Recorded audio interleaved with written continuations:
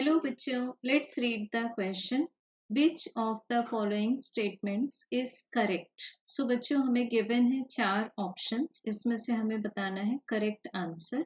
First option है at sunset और sunrise the sun's rays have to pass through a small distance in the atmosphere.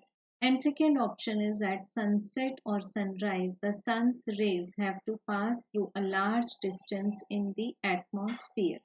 So बच्चों, इसके लिए first of all हम लोग draw करते हैं diagram. Let this be the horizon, और ये मान लेते हैं हम the curved surface of earth, and this be the atmosphere around earth.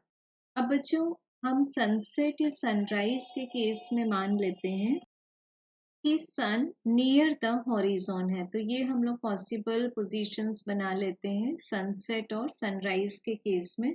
अब अगर हम चेक करें एटमॉस्फेयर में, इस तरह से सन रेज पास करेंगी like this near the horizon.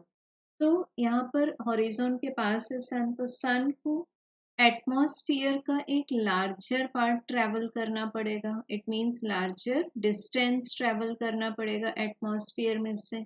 So correct is the option number second, hence option number 1 incorrect हो गया। अब बच्चों, हमें ऑप्शन 3 में पूछा हुआ रेले स्कैटरिंग के बारे में।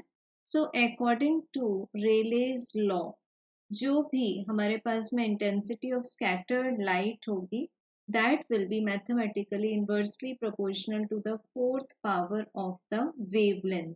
सो इट मीन्स, अब अगर हम कंपेयर करें blue light and red light को, तो ब्लू लाइट की वेवलेंथ रेड लाइट से कम है।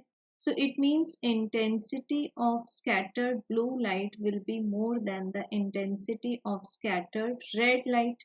It means क्या हुआ कि थर्ड ऑप्शन तो इनकरेक्ट हो गया, क्योंकि यहाँ 1/λ टू द पावर 4 आना चाहिए।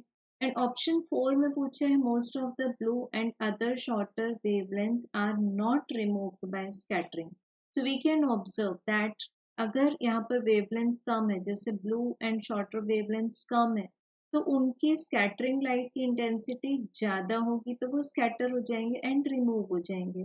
Hence, we can say that option 4 is also incorrect. So, correct answer is single option number 2. Thank you.